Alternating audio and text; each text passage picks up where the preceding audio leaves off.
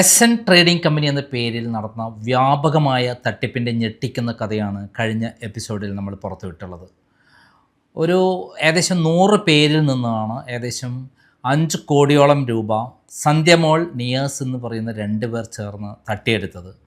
ഈ കാര്യത്തെക്കുറിച്ച് ക്രൈമിൽ വിവരം തന്നത് അഡ്വക്കേറ്റ് ലിജി ആൻഡ് ഫവാസ് എന്ന് പറയുന്ന അഡ്വക്കേറ്റ്മാരാണ്. ഇപ്പോൾ നമ്മളോടൊപ്പം വന്നു ചേർന്നിരിക്കുന്നത് അഡ്വക്കേറ്റ് ലിജി ഉണ്ട്, അതോടൊപ്പം ഇതിലെ തട്ടിപ്പിനിരയായ നിസാമുമുണ്ട്. നമുക്ക് ആദ്യം അഡ്വക്കേറ്റ് ലിജിയിലേക്ക് പോകാം. അഡ്വക്കേറ്റ്, ക്രൈമിന് ഈ വിവരം തരാൻ വേണ്ടി എന്തുകൊണ്ടാണ് കാരണമായത്? സാധാരണ അഡ്വക്കേറ്റ്മാർ കാര്യം കിട്ടിയ കേസ് നടത്തുക എന്നുള്ളത് മാത്രമാണ് ചെയ്യാറ്. എന്തുകൊണ്ടാണ് ക്രൈമിനെ ഇത് അറിയിക്കാനുള്ള താല്പര്യം തോന്നിയത്? ഫസ്റ്റ് നമ്മൾ FIR രജിസ്റ്റർ ചെയ്യാൻ വേണ്ടിയിട്ട് പോലീസ് സ്റ്റേഷനിൽ പോയിരുന്നു. പോലീസ് സ്റ്റേഷനിൽ പോയിട്ട് കഴിഞ്ഞ മാസമാണ് അത് പോയത്, ഏകദേശം ജൂൺ ലാസ്റ്റ് വീക്കിൽ നമ്മൾ കംപ്ലൈൻറ്റ് കൊടുത്തു. ഞാനാണ് ആദ്യം ചെന്നിട്ട് റെസീറ്റ് കൊടുത്ത് കംപ്ലൈൻറ്റ് കൊടുക്കുന്നത്. അപ്പം നമുക്ക് റെസീറ്റ് തന്നു, ഒരു കംപ്ലൈൻറ്റ് ആക്സെപ്റ്റ് ചെയ്തിട്ട് റെസീറ്റ് തന്നു. അതിനൊക്കെ കഴിഞ്ഞു 2-3 ദിവസങ്ങൾക്ക് ശേഷം കുറച്ച് പേരെ സ്റ്റേറ്റ്മെൻറ്റ് എടുക്കുന്നതിന് വിളിപ്പിച്ചു. സ്റ്റേറ്റ്മെൻറ്റ് എടുത്തു, FIR രജിസ്റ്റർ ചെയ്യുകയാണെന്ന് പറഞ്ഞു. പക്ഷെ ഒരു മാസമായിട്ട് അവർ FIR രജിസ്റ്റർ ചെയ്തിട്ടുണ്ടായിരുന്നില്ല. അത് ഒന്നാമത്തെ കാര്യം അതാണ്. രണ്ടാമത്തെ കാര്യം, ഈ സന്ധ്യ എന്ന് പറയുന്ന ആ ഒരു ലേഡി വീണ്ടും ഇതേ തട്ടിപ്പ് കണ്ടിന്യൂ ചെയ്തുകൊണ്ടിരിക്കുകയാണ്. പബ്ലിക്കിൽ നിന്ന് വീണ്ടും ക്യാഷ് കളക്ട് ചെയ്തുകൊണ്ടിരിക്കുകയാണ്. പക്ഷെ ഇതിനെതിരെ ആരും പ്രതികരിക്കുന്നില്ല, പുറത്തേക്ക് വരുന്നില്ല പ്രതികരിക്കാൻ വേണ്ടിയിട്ട്. അതുകൊണ്ടാണ് ഞാൻ ഇത് പബ്ലിക്കിൽ വന്ന് പറയണമെന്നും ഇനി ആരും ഈ തട്ടിപ്പിൽ വീഴരുത് എന്ന് വിചാരിച്ച് സാറിനെ വിളിക്കുകയും ഇതിനെക്കുറിച്ച് ഡീറ്റെയിൽസ് പറയാൻ വേണ്ടി വരികയും ചെയ്തത്. ഏകദേശം എത്ര പേര് തട്ടിപ്പിന് ഇരയായിട്ടുണ്ട്? എൻ്റെ അടുത്ത് വന്നത് 24 പേരാണ്. ഈ 24 പേരുടെ അടുത്തുനിന്ന് ഏകദേശം ഒരു 2 കോടി രൂപയോളം അടുത്ത് തട്ടിപ്പ് ചെയ്തിട്ടുണ്ട് ഇവര്. അതേപോലെ തന്നെ എനിക്കറിയാവുന്ന ഒരു തോപ്പുംപടിയിലുള്ള ഒരു ലേഡി വിളിച്ചിരുന്നു, ഒരു ഗ്രീഷ്മ എന്നാണ് ആ കുട്ടിയുടെ പേര്. അതിന്റെ കയ്യിൽ നിന്ന് ഒരു 28 ലക്ഷം രൂപ വാങ്ങിച്ചിട്ടുണ്ട്. അത് തന്നെ അതിന്റെ ഒരു സുഹൃത്തിനെ ഇതേപോലെ ആഡ് ചെയ്ത് കൊടുത്തു ഇവരുടെ എസ് എൻ ട്രേഡിങ്ങിലേക്ക്. അതിന്റെ കയ്യിൽ നിന്ന് നല്ലൊരു എമൗണ്ട് പോയിട്ടുണ്ട്. അപ്പൊ എനിക്കറിയാവുന്ന ഒരു കാര്യം, ഈ 25 പേരിൽ ഈ 24 പേര് വന്നതിൽ അവരുടെ 2 സ്റ്റാഫും കൂടി ഉണ്ടായിരുന്നു. 24 പേര് മാത്രമല്ല, ഇതില് ഒരുപാട് പേര് തട്ടിപ്പിനിരയായിട്ടുണ്ട്. സാർ പറഞ്ഞ പോലെ 5 കോടിയല്ല, അതിന് മുകളിൽ ഇവർ തട്ടിച്ചെടുത്തിട്ടുണ്ട്. ഇതുവരെയും ബാക്കിയുള്ളവരുടെ സ്റ്റാറ്റസ് എന്താണെന്ന് എനിക്കറിയില്ല. അത് 24 പേർക്ക് വേണ്ടിയിട്ടാണ് ഞാൻ സാറിൻ്റെ അടുത്ത് ഇപ്പോൾ വന്നത്. ഇനി അധികം പേര് വരാൻ പാടില്ല. ഇനി ഈ ചീറ്റിങ്ങിലേക്ക് ഇതിലേക്ക് ഇനി ആർക്കും കടക്കാതിരിക്കട്ടെ എന്ന് വിചാരിച്ചുകൊണ്ടാണ് സാറിനെ ഞാൻ അപ്രോച്ച് ചെയ്തതും. ഈ ഇതുവരെ മോഡസ് ഓഫ് ഓപ്പറാൻഡി എങ്ങനെയാണ്? ഈ കേസ് പഠിച്ചല്ലോ? അതെ, പഠിച്ചിരുന്നു. ഇവർ ആദ്യം ചെയ്യുന്ന എന്താന്ന് വെച്ചാല് സ്റ്റാഫിന് ഇപ്പൊ എന്താണ് പേര്, ഈ തട്ടിപ്പ് നടത്തിയ ആൾക്കാരെ പേര് എന്തായിരുന്നു? സന്ധ്യമോൾ നിയാസ്. ഇവരാദ്യം ചെയ്യുന്നത്, ഇവർക്ക് പേയ്മെന്റ് വാങ്ങിച്ചിട്ടുണ്ട്. 2 ലക്ഷം, 3 ലക്ഷം, 5 ലക്ഷം, 10 ലക്ഷം പലരുടെ അടുത്ത് നിന്നും പേയ്മെന്റ് വാങ്ങിച്ചിട്ട് നിങ്ങൾക്ക് പ്രോഫിറ്റ് തരാന്ന് പറഞ്ഞിട്ട് ഇവരുടെ അടുത്ത് നിന്ന് പേയ്മെന്റ് വാങ്ങിക്കും. ആദ്യം 1-2-3 ഇൻസ്റ്റാൾമെന്റ് ആയിട്ട് ഇവർക്ക് പ്രോഫിറ്റ് കൊടുക്കും. 2-3 പ്രാവശ്യം ഇവർക്ക് പ്രോഫിറ്റ് കൊടുത്തിട്ടുണ്ട്. പിന്നെ വിശ്വാസം ഉണ്ടാക്കിയെടുക്കും. അപ്പൊ ഇവർ കൂടുതൽ എമൗണ്ട് ഇതിലേക്ക് ഡെപ്പോസിറ്റ് ചെയ്യും. അങ്ങനെ വന്നിട്ടാണ് ഇത്രയും വലിയൊരു എമൗണ്ട് ആളുകൾ ഡെപ്പോസിറ്റ് ചെയ്യുകയും ഇങ്ങനെ ഒരു വലിയൊരു ചീറ്റിങ്ങിലേക്ക് പോവുകയും ചെയ്യുന്നത്. എനിക്കറിയാവുന്നിടത്തോളം ഒരു ഫോറക്സ് ഹബ് എന്ന് പറഞ്ഞിട്ട് പയ്യന്നൂർ ഇവരൊരു ക്ലാസ് എടുക്കുന്ന ഇൻസ്റ്റയില് ഈ സംഭവങ്ങൾക്കൊക്കെ ശേഷം, അതായത് ഇവര് എസ് എൻ ട്രേഡിങ് അവിടെ ക്ലോസ് ചെയ്തു, എന്നിട്ടും ഇവർ ഇപ്പോഴും ക്ലാസ് എടുക്കുന്നുണ്ട്. ഡയറക്റ്റ് ഫോറക്സ് ഹബ് അതായത് ട്രേഡിങ്ങിനെ കുറിച്ച് ക്ലാസ് എടുത്ത് കൊടുക്കുന്നുണ്ട്. അങ്ങനെ ആളുകൾ വീണ്ടും തട്ടിപ്പിലേക്ക് വീഴ്ത്തിക്കൊണ്ടിരിക്കുന്നതാണ്. ഓരോ ദിവസവും ഇവര് തട്ടിപ്പിലേക്ക് ആളുകളെ വീഴ്ത്തിക്കൊണ്ടിരിക്കുക. ഞാൻ അല്ലാതെ എനിക്ക് 24 പേരിൽ നിന്ന് ഒരു കുട്ടി ഒരു ഫോൺ നമ്പർ തന്നിരുന്നു. ആ ഫോൺ നമ്പറിൽ വെച്ചിട്ട് കോണ്ടാക്ട് ചെയ്യുമ്പോഴത്തേനും അവിടെ വേറൊരു വ്യക്തിയെ ഇതേപോലെ തന്നെ പൈസ വാങ്ങിച്ചുകൊണ്ടിരിക്കുന്നുണ്ട്. അപ്പൊ ഞാൻ വിളിച്ചിട്ട് എടുത്തില്ല. അപ്പൊ വേറൊരു ഇവരുടെ കൂട്ടത്തിലുള്ള ഒരാൾ വിളിച്ചപ്പോൾ എടുത്തപ്പോ, അയ്യോ ഞങ്ങൾക്ക് സന്ധ്യയുടെ നമ്പർ തരാൻ പറ്റില്ല, കാരണം ചിലപ്പോൾ എനിക്ക് പൈസ കിട്ടിയില്ലെങ്കിലോ. കാരണം അവന് പ്രോഫിറ്റ് ആയിട്ട് 2-3 പ്രാവശ്യം ഈ സമയത്ത് കൊടുക്കുന്നുണ്ടായിരിക്കും. വീണ്ടും അവന് വലിയൊരു തട്ടിപ്പിലേക്കാണ് വീഴാൻ പോകുന്നത്. കുറച്ച് കഴിയുമ്പോൾ അവന് കാശ് കൊടുക്കില്ല. അങ്ങനെയാണ് ഇവരുടെ ഒരു രീതി പോകുന്നത്. ആദ്യം വിശ്വാസത്തിലെടുക്കും, പിന്നെ ക്യാഷ് കൊടുക്കില്ല. അങ്ങനെയാണ് ഈ ഏകദേശം ഒരു 2 കോടി രൂപയോളം എന്റെ ക്ലയൻസിന്റെ തന്നെ ഉള്ളത്. അഡ്വക്കേറ്റിന്റെ അഭിപ്രായത്തിൽ ഏകദേശം എത്ര പേര് ഇതിനകം തട്ടിപ്പ് നടത്തി, എത്ര രൂപ തട്ടിപ്പ് നടത്തിയിട്ടുണ്ടോ? 5 കോടി എന്ന് പറയണ അല്ല സർ, അതിൽ മുകളിലുണ്ട്. കാരണം എന്റെ ക്ലയൻസിന് തന്നെ ഏകദേശം 2 കോടി രൂപ അടുത്തുണ്ട്. ഇതാകെ വന്നിരിക്കുന്നത് എന്റെ ക്ലയൻസിൽ 2 സ്റ്റാഫ് ഉണ്ട്. അപ്പൊ ആ സ്റ്റാഫിന് അറിയാം കുറച്ച് പേര് ഇനിയും കുറച്ചധികം പേരുണ്ടെന്ന്. അപ്പൊ അവര് പറയുന്നത് ഒരു 50 പേരോളം ഇനിയും ഉണ്ടെന്നാണ് പറയുന്നത്, ഇവർക്കറിയാവുന്നത്. അത് കഴിഞ്ഞ് ഇവര് സ്ഥാപനം അടച്ചു കഴിഞ്ഞ ശേഷം വേറെയും ഇവര് ഓൺലൈനായിട്ട് വീണ്ടും ക്ലാസ്സുകളൊക്കെ എടുക്കുകയും നേരിട്ട് ക്ലാസ് എടുക്കുകയൊക്കെ ചെയ്തിട്ടുണ്ട്. ഈ തട്ടിപ്പ് ഇങ്ങനെ കണ്ടിന്യൂ ചെയ്തുകൊണ്ട് പോകാം. അപ്പൊ എനിക്ക് പറയാൻ പറ്റില്ല എത്ര പേരുണ്ടെന്ന്. ഇത് എന്തൊക്കെ വകുപ്പുകൾ ഈ കേസിൽ വരാം? ഇപ്പോ ഞങ്ങളിട്ടിരിക്കുന്നത് ബഡ്സ് ആക്ട് ആണ്. പിന്നെ BNS പ്രകാരം നമ്മൾക്ക് ഗൂഢാലോചന, വിശ്വാസവഞ്ചന, അതിന് തന്നെ SHO പോലീസ് സ്റ്റേഷനിൽ നമ്മൾ കംപ്ലൈന്റ് കൊടുത്തിരുന്നു. അതിൽ നമ്മൾ പറഞ്ഞിട്ടുള്ളത്, എന്നാണ് പരാതി കൊടുത്തത്? പരാതി കൊടുത്തത് ജൂൺ ലാസ്റ്റ് വീക്കില്. അതിൽ ഞങ്ങൾ കൃത്യമായിട്ട് പറഞ്ഞിട്ടുണ്ട് 2020 വഞ്ചന, വിശ്വാസവഞ്ചന, ക്രിമിനൽ ദുരുപയോഗം, ക്രിമിനൽ ഗൂഢാലോചന, വ്യാജ പ്രതിനിധാനം എന്നിവയുൾപ്പെടെയുള്ള വിവിധ വകുപ്പുകൾ പ്രകാരം കേസ് എടുക്കണമെന്ന് പറഞ്ഞിട്ടാണ് SHO നമ്മൾ കംപ്ലൈന്റ് കൊടുത്തത്. പിന്നെ അതേപോലെ തന്നെ ചീഫ് മിനിസ്റ്റർക്ക് നമ്മൾ കംപ്ലൈന്റ് കൊടുത്തിട്ടുണ്ടായിരുന്നു. അതെ, വി.ഡി. സതീശൻ സാറിന് നമ്മൾ ആപ്ലിക്കേഷൻ അയച്ചു കൊടുക്കുക ചെയ്തത്. നേരിട്ട് കണ്ടിട്ടില്ല. നേരിട്ട് ചോദിക്കുന്ന സാറിന് ഒരു സമയം ചോദിക്കണമെന്ന്, അത് 1 മാസത്തോളം ആയിട്ടുണ്ട്. അത് 29/6 നമ്മൾ കംപ്ലൈന്റ് രജിസ്റ്റർ ചെയ്ത് അയച്ചു കൊടുക്കണ പോലെ അക്നോളജ്മെന്റ് 1 മാസം കഴിഞ്ഞു.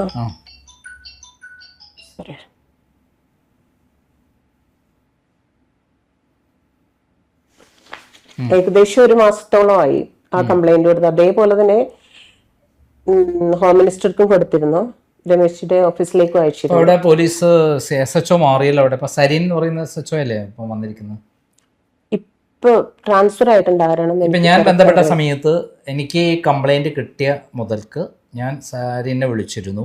അദ്ദേഹം എന്നോട് പറഞ്ഞത് ഇമ്മീഡിയറ്റ് ആക്ഷൻ എടുക്കാൻ പോവാണ്, യാതൊരു വിട്ടുവീഴ്ച ഉണ്ടാവില്ല, നഷ്ടപ്പെട്ടവർക്ക് പണം തിരിച്ചു കൊടുക്കുന്ന കാര്യം ഞങ്ങൾ അതിന്റെ എല്ലാ കാര്യം പ്രതിയെ പിടിക്കും എന്നൊക്കെയാണ് എന്നോട് പറഞ്ഞിട്ടുള്ളത്. അതെ, ഇന്നലെ ഇവരുടെ കൂട്ടത്തിൽ നിന്ന് എല്ലാവരെയും വിളിച്ചിരുന്നു, അവർ കോണ്ടാക്ട് ചെയ്തിരുന്നു. ഇന്നലെയാണ് വിളിച്ചത്. ഇപ്പൊ 1 മാസത്തോളമായി.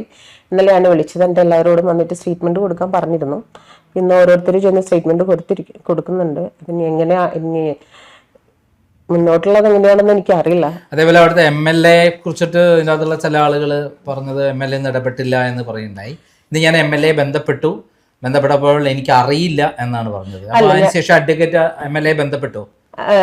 ഇതുവരെ ഞങ്ങൾ ചെയ്തിട്ടുണ്ടായിരുന്നില്ല. MLA-നോട് നമ്മൾ ഈ കാര്യത്തെ കുറിച്ച് സംസാരിച്ചിട്ടുണ്ടായിരുന്നില്ല. ഇപ്പൊ സാർ പറഞ്ഞതിന് ശേഷം ഞങ്ങൾ MLA-നെ വിളിച്ചിരുന്നു. സാർ ഇത് നോക്കാം, അതെ പറയാമെന്നാണ് പറഞ്ഞിരിക്കുന്നത്. പോലീസ് സ്റ്റേഷനിൽ വിളിച്ച് അന്വേഷിക്കാം, എന്താ വേണ്ടെന്ന് വെച്ചാൽ ചെയ്തു തരാമെന്ന് ഫോണിൽ വിളിച്ചു പറഞ്ഞിരുന്നു, കോണ്ടാക്ട് ചെയ്തിരുന്നു. അതായത് നമ്മൾ പോലീസ് സ്റ്റേഷനിൽ മാത്രം കൊടുത്തൊരു പരാതിയുമായിട്ടാണ് മുന്നോട്ട് പോയിരുന്നത്. അപ്പൊ ഇപ്പം MLA-യും അതേപോലെ അവിടുത്തെ പോലീസ് SHO-യും വളരെ ഗൗരവമായിട്ടാണ് ഈ കാര്യത്തിലേക്ക് ഇറങ്ങുന്നു എന്ന് പറയുന്നത്. അപ്പം ഇനി മേലിൽ ഈ തട്ടിപ്പിന് ആരും കുടുങ്ങരുത് എന്നുള്ളതാണ് നമ്മുടെ പ്രധാനപ്പെട്ട ഉദ്ദേശം. ഒരു പൊതുപ്രവർത്തക എന്ന നിലയിൽ നമ്മൾ നേരത്തെ എന്തായിരുന്നു പൊതുപ്രവർത്തനം നടത്തിയത്? ഏത് പാർട്ടിയുടെ ഭാരവാഹിയായിരുന്നു? ഞാൻ ഇന്ത്യൻ നാഷണൽ കോൺഗ്രസിന്റെ പള്ളുരുത്തി ബ്ലോക്ക് സെക്രട്ടറിയാണ് ഇപ്പോഴും നിലവിൽ. അതുകൊണ്ടാണ് ഇങ്ങനെ ഇതിന് പബ്ലിക്കിൽ അറിയിക്കണം, ഇനി ആരും തട്ടിപ്പിന് ഇടയാകരുത് എന്ന് ഒരു തീരുമാനമെടുത്തതും സാറിന്റെ അടുത്ത് വന്നതും അതുകൊണ്ടാണ്. കാരണം ഇനിയും ഒളിച്ച് എന്താ പറയാ, എല്ലാ ദിവസവും അവിടെ അവരിവിടെ വരുന്നുണ്ട് ഇടയ്ക്ക്. എന്നിട്ട് പോലും ഒരു തീരുമാനത്തിലേക്ക് അറിയാം. ഞാൻ പോയിരുന്നു, വീട് അന്വേഷിച്ച് പോയിരുന്നു. അച്ഛൻ്റെ അമ്മയുടെ അടുത്ത് സംസാരിച്ചിരുന്നു. അച്ഛനും അമ്മയും പറഞ്ഞത് സന്ധ്യമോൾ ഇവിടെ വരുന്നില്ല, അറിയില്ല എന്നൊക്കെയാണ് പറഞ്ഞത്. ഞാൻ ഫോൺ നമ്പർ ചോദിച്ചു, സന്ധ്യമോളുടെ ഫോൺ നമ്പർ തരാമെന്ന്. ഫോണില്ല, സന്ധ്യക്ക് ഫോണില്ല എന്ന് പറഞ്ഞു. പക്ഷെ ഞാൻ 3 ദിവസം മുന്നേ വരുന്നത് സന്ധ്യമോൾ അവിടെ വന്നിരുന്നു. അപ്പൊ വീണ്ടും തട്ടിപ്പിനിരയാകാതിരിക്കാനാണ്. ഒരാളിപ്പോഴും വീട്ടിൽ വരിക, പോവുക.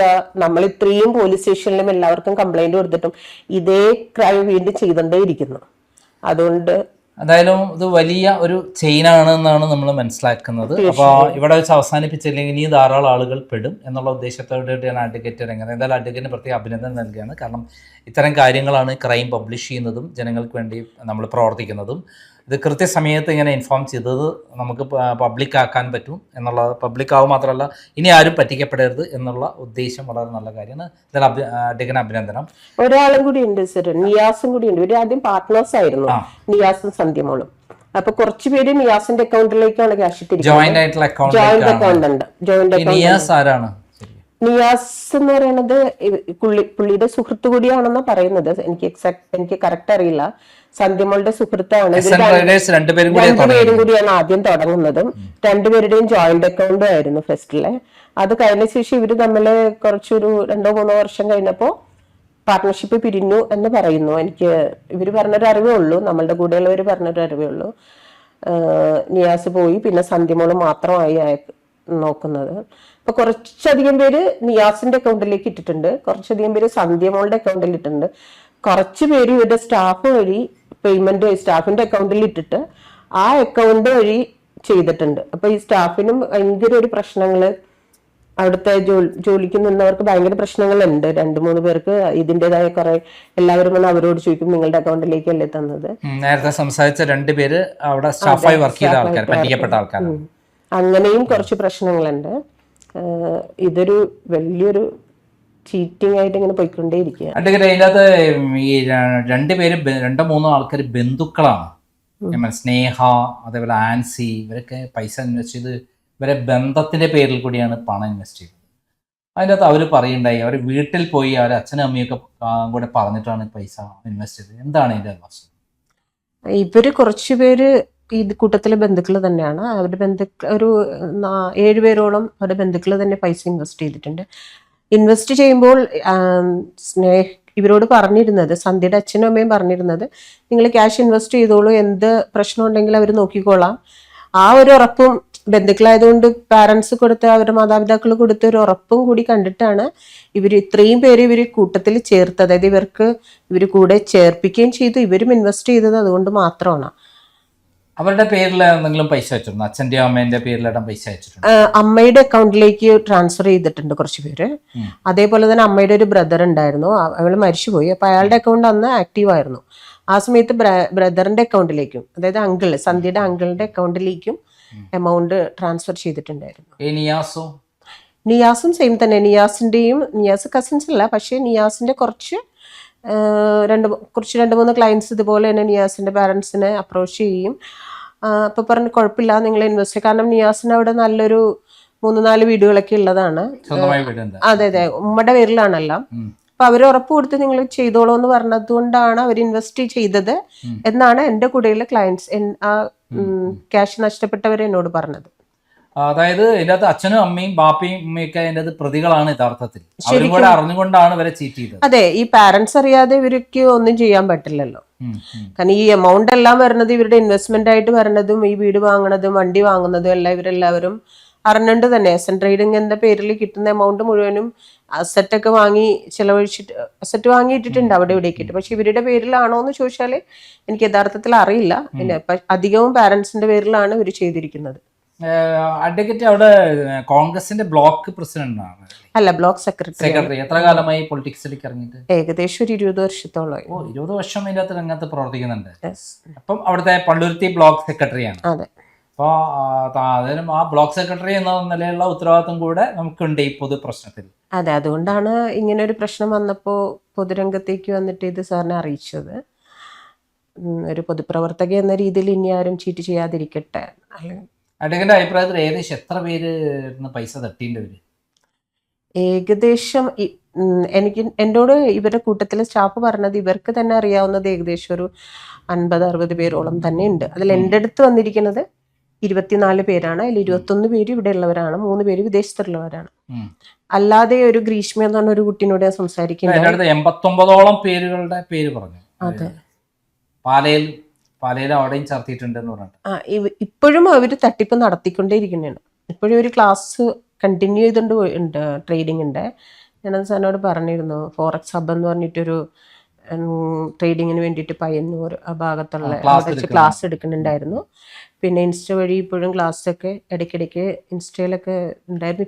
ഇപ്പൊ കുറച്ചായിട്ട് കാണുന്നില്ല. നിയാസിന്റെ പേരിൽ വേറെ കേസുകളൊക്കെ ഉണ്ടായിരുന്നു, തട്ടിപ്പ് കേസുകളൊക്കെ ഉണ്ടായിരുന്നു എന്ന് പറയുന്നത്. നേരത്തെ ഞാൻ നിയാസിന്റെ ഇതിന്റെ യഥാർത്ഥ കാര്യം അറിയാൻ വേണ്ടിയിട്ട് നിയാസിന്റെ വീടിന്റെ അടുത്ത് പോയിട്ടുണ്ടായിരുന്നു. അപ്പൊ അവിടെ കുറച്ച് പേര് പുറത്ത്, കുറച്ച് ആൺകുട്ടികൾ അവിടെ നിൽക്കുന്നുണ്ടായിരുന്നു. അപ്പൊ ആദ്യം ഞാൻ അവർ നിയാസിന്റെ വീട് ചോദിച്ചു. നിയാസിന്റെ വീട് ചോദിച്ചപ്പോൾ അവിടെ നിന്ന് കിട്ടിയ എനിക്കൊരു അറിവ് വെച്ചിട്ട് നിയാസിന്റെ പേരിൽ നേരത്തെ കംപ്ലൈന്റ് ഉണ്ടായിരുന്നു. വിദേശത്തായിരുന്നപ്പോഴും പറഞ്ഞു കേട്ടുള്ള ഒരു അറിവ് മാത്രമേ ഉള്ളൂ. പേപ്പറിൽ ചരിത്രം അറിയില്ല. അതറിയില്ല. നിയാസിന്റെ പേരിൽ നേരത്തെ ഒരുപാട് കംപ്ലൈന്റ് ഉണ്ട്, ഇപ്പോഴും നിലവിലുണ്ട് കേസ് എന്നാണ് അറിയാൻ കഴിഞ്ഞത്. എന്തായാലും ഇതുവരെ അവരെ വിവരങ്ങൾ കിട്ടിയ അനുസരിച്ച് ഒരു ബോൺ ക്രിമിനൽസ് ആണ് എന്ന് നമുക്ക് ഊഹിക്കാൻ പറ്റും. കാരണം കൃത്യമായ പ്ലാനോട് കൂടിയിട്ടാണ് അവർ തട്ടിപ്പ് നടത്തിയിട്ടുള്ളത്. ഒരുപാട് പേര് ഇതിലേക്ക് പെടുത്തിക്കൊണ്ടിരിക്കുക ഇപ്പോഴും. അപ്പൊ ഇപ്പോഴും അവർക്ക് അത് നിർത്തണമെന്നല്ല, വീണ്ടും വീണ്ടും വീണ്ടും തട്ടിപ്പ് നടത്തിയൊന്നും അവർക്ക് പ്രശ്നമല്ല, വീണ്ടും കണ്ടിന്യൂ തട്ടിപ്പ് നടത്തിക്കൊണ്ടിരിക്കുകയാണ്. അത് തടയേണ്ടത് വളരെ അത്യാവശ്യം. ഇനി മേലെങ്കിലും ഒരാളെ തട്ടിപ്പിൽ പെടാതിരിക്കുക എന്നുള്ള ഒരു ലീഗലിന് അപ്പുറത്തേക്കുള്ള എന്തായാലും നമുക്ക് ആ കാര്യത്തിൽ ഒരുമിച്ച് ഫൈറ്റ് ചെയ്യാം. ക്രൈമിന്റെ ഭാഗത്ത് നിന്ന് പൂർണ്ണ പിന്തുണ ഉണ്ടാവും. പേര് മറന്നു. എൻ്റെ പേര് നിസാം. നിസാം എങ്ങനെയാണ് ഈ തട്ടിപ്പിൽ കുടുങ്ങിപ്പോയത്? എൻ്റെ ഒരു ഫ്രണ്ടിന്റെ കെയർ ഓഫിലാണ് ഞാൻ ആദ്യം നിയാസിനെ പരിചയപ്പെടുന്നത്. ഫ്രണ്ടിന്റെ പേരെന്താ? അതെ, ഫ്രണ്ടിന്റെ പേര് നിയാസ് തന്നെയാണ്. നിയാസാണ്. അതെ അതെ. അങ്ങനെയാണ് ഇവരുടെ ഓഫീസ് എസ് എൻ ട്രേഡിംഗ് എന്ന് പറഞ്ഞ ഓഫീസിലേക്ക് ചെല്ലുന്നത്. എവിടെ വീട്? എൻ്റെ വീട് മട്ടാഞ്ചേരി. അവിടെ തൊട്ടടുത്ത് തന്നെയാണ്. അങ്ങനെയാണ് അവിടെ ഓഫീസിൽ ചെല്ലുന്നത്. അപ്പൊ രണ്ടുപേരും ഉണ്ടായിരുന്നു, സന്ധ്യ ഉണ്ടായിരുന്നു, നിയാസും ഉണ്ടായിരുന്നു. അങ്ങനെയാണ് അവിടെ നിന്ന് ഇൻവെസ്റ്റ്മെന്റ് സ്റ്റാർട്ട് ചെയ്യണത്. നമുക്ക് അറിയായിരുന്നു ട്രേഡിംഗ് നടത്തുകയാണ് അവരെന്നൊക്കെ അറിയാം. അറിയായിരുന്നു. അവര് സത്യത്തിൽ അങ്ങനെ ചെയ്തിട്ടുണ്ടോ? ട്രേഡിംഗ് ഒക്കെ ഇതിനു മുമ്പ് ഉണ്ടായിരുന്നതാണ് എനിക്ക് അറിയാം. എപ്പോഴാണ് നമ്മൾ പൈസ കൊടുത്തത്? ഞാൻ 2024 മെയ് 2-നാണ്. അക്കൗണ്ടിൽ തന്നെയല്ലേ പൈസ കൊടുത്തത്? ഇല്ല, ക്യാഷും ഉണ്ട്, അതുപോലെ തന്നെ ഇതും ഉണ്ട്, നമ്മുടെ അക്കൗണ്ട് ത്രൂ ഉണ്ട്. എത്ര അക്കൗണ്ട് ത്രൂ പോയി? അക്കൗണ്ട് ത്രൂ 40,000 എന്തോ പോയുള്ളൂ. ബാക്കി ക്യാഷ് ആയിട്ട് കൊടുത്തത്? അതിന് റെസീറ്റ് ഉണ്ടോ? റെസീപ്റ്റ് ആയിട്ട് ഒരു ഇതായിട്ട് തന്നിട്ടുണ്ട്, ഒരു PDF പോലെ തന്നിട്ടുണ്ട്. അതിന് രേഖ തന്നിട്ടുണ്ട്. എത്ര ലക്ഷമാണ് കൊടുത്തത്? 1.80 റെസീറ്റ് ഉണ്ട്. എപ്പോഴാണ് താങ്കൾക്ക് ആദ്യ വരുമാനം വന്നോ? അതെ, ഒരു 5-6 മാസത്തോളം ഒരു പേയ്മെന്റ്. എത്ര ശതമാനം എന്നുള്ള രൂപത്തിലാണ്? 8% വെച്ചിട്ടാണ്, മന്ത്ലി 8% വെച്ചിട്ടാണ്. എത്ര രൂപ വരുമാനം കിട്ടി? ഒരു 14,400 വെച്ചിട്ടാണ് തന്നോണ്ടിരുന്നത്. ഒരു മാസത്തിൽ 14,400 രൂപ വീതം കിട്ടി. 5-6 മാസം തന്നായിരുന്നു. ഒറ്റയടിക്ക് ബ്ലോക്ക് ആയത്. എന്നാണ് തട്ടിപ്പാണെന്ന് താങ്കൾക്ക് മനസ്സിലാണ്? ആദ്യമൊക്കെ കോൾ ചെയ്താലൊക്കെ എടുക്കുമായിരുന്നു, മെസ്സേജിന് റിപ്ലൈ ഒക്കെ തരുമായിരുന്നു. പിന്നെ ഒട്ടും അവൈലബിൾ അല്ല ആള്, വിളിച്ചാലും മെസ്സേജിനൊന്നും റിപ്ലൈ ഇല്ല. പിന്നെ ഇതേപോലെ വീട്ടിൽ നോക്കിയിട്ടൊന്നും ഒരു റിപ്ലൈ. വീട് അറിയാം രണ്ടുപേരെ? വീട് അറിയാം, രണ്ടുപേരുടെ വീട്ടിൽ പോയായിരുന്നു. രണ്ടുപേരായിട്ട് നേരിട്ട് ബന്ധമുണ്ടായിരുന്നു? 1-2 തവണ പോയിട്ടുള്ളതാണ്. ആരുടെ അക്കൗണ്ടിലേക്കാണ് പൈസ അയച്ചത്? ഈ എസ് എൻ ട്രേഡിംഗ് എന്നുള്ള അക്കൗണ്ടിലേക്കാണ് പൈസ അയച്ചത്. രണ്ടുപേരും ജോയിന്റ് ആയിരുന്നു ആ സമയത്ത്, ജോയിന്റ് അക്കൗണ്ടിലേക്കായിരുന്നു ഇട്ട്. പോലീസ് സ്റ്റേഷൻ പരാതി കൊടുത്തോ? ഞങ്ങളെല്ലാരും കൂടെ ഒരുമിച്ചാ കൊണ്ടൊക്കെ കൊടുത്തു. എത്ര പേര് കൂടിയിട്ട്? ഞങ്ങളൊരു 10-12 പേര് അന്നുണ്ടായിരുന്നത്. ടോട്ടല് 20 സംതിങ് ഉണ്ടായിരുന്നു. അന്ന് പോയി കൊടുത്തത് 10-12 പേരുണ്ടായിരുന്നുള്ളൂ, ബാക്കി എല്ലാരും വരാന്നാ പറഞ്ഞിരുന്നത്. അതായത് പരാതി എന്നാ കൊടുത്തത്? പരാതി കഴിഞ്ഞ വർഷം ഡിസംബറിലോ. അത് കഴിഞ്ഞിട്ട് ഇപ്പൊ ഡിസംബറിൽ പരാതി കൊടുത്തു, യാതൊരു ആക്ഷൻ ഉണ്ടായില്ല. പിന്നെ ജൂൺ 2026 പരാതി കൊടുത്തു. എന്നിട്ടും ആക്ഷൻ ഒന്നും ഉണ്ടായില്ല, പല FIR ഇട്ടിട്ടില്ല. ഇപ്പം എന്താണ് അവരുടെ നിലപാട്? ഇപ്പൊ ഞാൻ ഇടപെട്ടില്ല, അഡ്വക്കേറ്റ് എന്നെ വിളിച്ചു പറഞ്ഞ ശേഷം ഞാൻ ഈ കാര്യത്തിൽ SHOനെ ബന്ധപ്പെട്ട് SHO വളരെ സജീവമായിട്ട് ഈ കാര്യത്തിൽ നടപടി എടുക്കുന്നതാണ് പറഞ്ഞത്. ഇന്നലെയാണ് അതിനുശേഷം അവിടെ നിന്ന് സ്റ്റേഷനിൽ നിന്ന് എനിക്കൊരു കോൾ വരുന്നത്. ഇതേപോലെ ഇന്ന് സൺഡേ രാവിലെ 10 മണിക്ക് സ്റ്റേഷനിൽ വരണമെന്ന് പറഞ്ഞിട്ട് അവരുടെ ഭാഗത്തു നിന്ന് ആദ്യമായിട്ട് ഉണ്ടായിരുന്ന ഒരു നടപടി അതായിരുന്നു. അപ്പൊ എല്ലാവരും സ്റ്റേറ്റ്മെന്റും കാര്യങ്ങളൊക്കെ കൊടുത്തിട്ടുണ്ട്. FIR രജിസ്റ്റർ ചെയ്യാം എന്ന് പറഞ്ഞിട്ടാണ് ഞങ്ങൾ അവിടെ നിന്ന് തിരിച്ചു വിട്ടത്. FIR കിട്ടിയിട്ടില്ല? ഇല്ല. FIR നമ്മൾ നിർബന്ധമായി വാങ്ങണം, കാരണം നമ്മളെ റൈറ്റ് ആണത്. പോലീസ് സ്റ്റേഷൻ തന്നെ അപ്പം തന്നെ FIR വാങ്ങണം. എന്തായാലും ഈ കാര്യത്തിൽ ക്രൈം നടത്തുന്ന പോരാട്ടത്തിന് കാരണം അഡ്വക്കേറ്റ് ലിജിയാണ്, എന്നെ അറിയിച്ചതുകൊണ്ടാണ്. ഞാൻ അതുകൊണ്ട് ഇത് ശക്തമായ രൂപത്തിൽ പോരാട്ടം നടത്തും. മാത്രമല്ല MLA കൂടെ അതിൻ്റെ അകത്ത് സജീവമാവുമെന്ന് പറഞ്ഞിട്ടുണ്ട്. ലീഗൽ സഹായമുണ്ട്, പോലീസിൻ്റെ സഹായമുണ്ട്. പിന്നെ തട്ടിപ്പുകാരനെ പിടിക്കുക എന്നുള്ളതാണ് ആദ്യത്തത്. നടക്കും എന്നുള്ളത് വിശ്വസിക്കാം, നമുക്ക് കാത്തിരിക്കാം. അതായത് ആ പോരാട്ടം ഒരുമിച്ച് നിന്ന് പോരാടാം. നന്ദി, നമസ്കാരം. Thank you sir.